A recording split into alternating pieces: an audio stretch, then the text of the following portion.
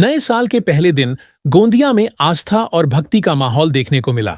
शहर के प्रसिद्ध नागरा धाम मंदिर में स्थित पंचमुखी शिवलिंग और सिविल लाइन क्षेत्र के हनुमान मंदिर में श्रद्धालुओं ने दर्शन कर नव वर्ष की शुरुआत की।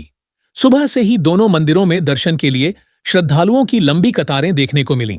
महाराष्ट्र राज्य के पूर्वी छोर पर स्थित गोंदिया जिला एक विशेष भौगोलिक पहचान रखता है। नागपुर की तुलना में गोंदिया में सूर्य लगभग 4 मिनट पहले उगता है, जबकि मुंबई की तुलना में यहां करीब 25 मिनट पहले सूर्योदय होता है। वहीं सूर्यास्त भी मुंबई की अपेक्षा लगभग 30 मिनट देर से होता है।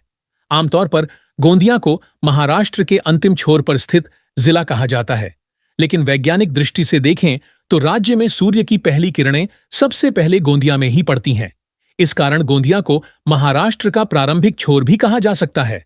इसी वजह से नए साल के पहले दिन गोंदिया के मंदिरों में श्रद्धालुओं को सबसे पहले सूर्य देव के दर्शन का सौभाग्य प्राप्त होता है। पंचमुखी शिवलिंग और हनुमान जी के दर्शन कर श्रद्धालुओं ने सुख, समृद्धि और शांति की कामना की।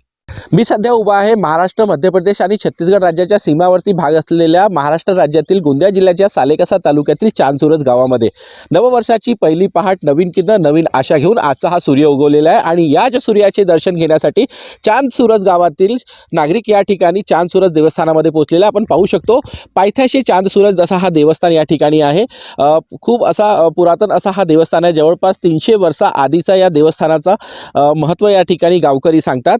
मुंबईच्या तुलनेमध्ये महाराष्ट्रातला जो सूर्य आहे तो गोंदियामध्ये 30 मिनिटं आधी उगवतो आणि मुंबईमध्ये हा सूर्य 30 मिनिटानंतर त्या ठिकाणी उगवताना दिसतो। त्याच पद्धतीने 25 मिनिटाच्या आधी गोंदियामध्ये हा सूर्य मावळतो।